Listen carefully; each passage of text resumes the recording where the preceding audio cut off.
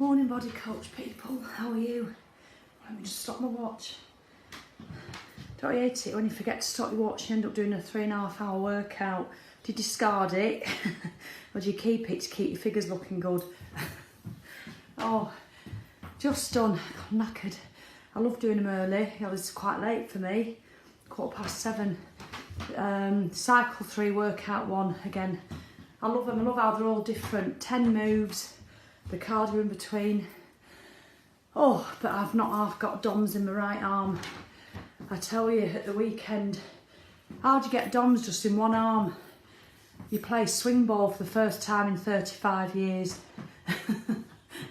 Oh my God, it gets competitive. And all down here. It's like, oh, so that was a bit tough, that workout. But it's nice to get it done. Just wanted to ask, you know when you press the sod it button, say if you eat a chip or something that's not on plan, I know what it can be like. Who says sod it to the working out as well? I must admit I don't. I tend to just always do my workout, even if I'm not following a plan or not doing anything, or even if I'm eating a bit crap. Even at the beginning of this plan when I was eating sugar for 6 weeks, I still did my workouts 5 times a week. It just stops you falling into oblivion. So just maybe a tip, and that analogy I wanted to say, because I know a lot of us struggle with the all or nothing approach, and I feel fortunate at the moment because I've got my balance, and I love it when I've got my balance. Everything's just so much easier to deal with. And I read a sort of different analogy yesterday, but the one I always usually use, you've probably heard it, is if you get a flat tyre.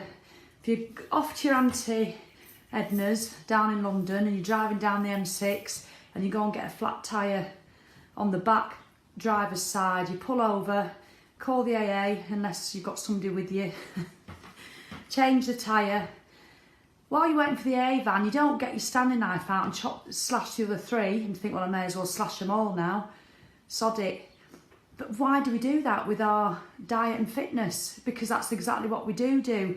And there was just in the magazine yesterday I read, or was it the book? I can't remember. I love reading. I read a very similar analogy, but a different.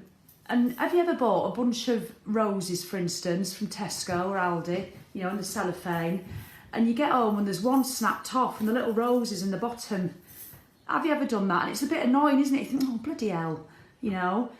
Do you get the rest of the roses then and chuck all them in the bin? Think, oh, that's useless now.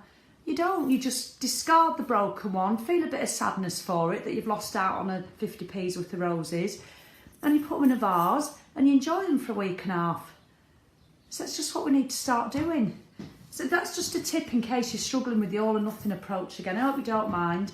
But yeah, workout's done now for the day. Marvellous. It was grand. So I will speak to you soon.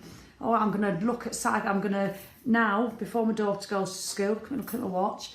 I'm going to choose a few cycle 3 recipes and I'm going to cook a bit today and see what I'm going to have for my tea tonight. All right then, bye.